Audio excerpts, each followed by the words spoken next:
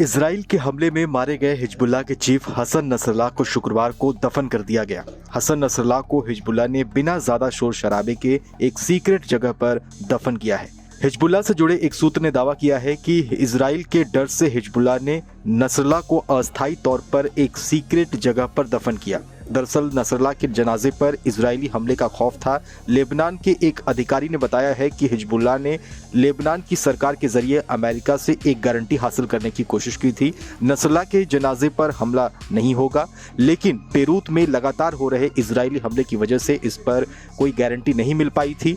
Iran के supreme leader Ayatollah Ali खमीनेई ने Tehran में जुमे की नमाज के दौरान नसरल्लाह को अपना भाई बताया और आज शुक्रवार को ईरान के सुप्रीम लीडर अली खमीनेई ने हसन नसरल्लाह की मौत का बदला लेने के लिए सीधा ऐलान कर दिया है।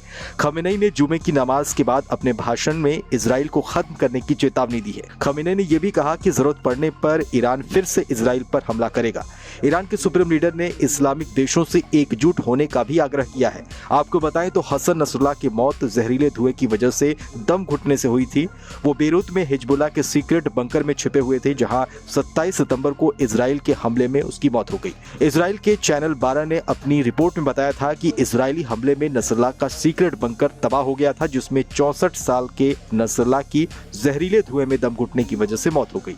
रिपोर्ट में बताया गया था कि भारी विस्फोटक की वजह से जहरीले धुएं के कारण बंकर के भीतर सांस लेना मुश्किल हो गया था। बता दें कि हसन नसरल्लाह जिस इमारत में था उसके आसपास के ब्लॉक्स में इजराइल ने 80 से 85 बंकर बस्टर बम गिराए थे। बंकर बस्टर यानी जमीन की गहराई में बने अड्डों को खत्म करने वाला बम।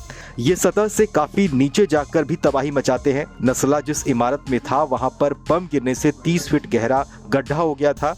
आपको बताएं तो घटना स्थल से जब नसरल्लाह का शव बरामद किया गया था तो उसके शव पर किसी तरह की बाहरी चोट का कोई निशान नहीं था। नसरल्लाह की मौत न केवल हिजबुल्लाह के लिए एक बड़ा झटका था, बल्कि ईरान समेत कई इस्लामिक देशों में नसरल्लाह की मौत के बाद बेहद गुस्सा है। नसरल्लाह की मौत के बाद लेबनान में इजराइल के हमले जारी हैं। लेबनान में हिजबुल्लाह के ठिकानों पर इजराइल की सेना हर रोज तबाही मचा रही है। ऐसे में एक तरफ इजराइल रुकने का नाम नहीं ले रहा है, तो वहीं दूसरी तरफ ईरान ने अब इजराइल को पूरी तरह से तबाह करने की कसम खा ली है।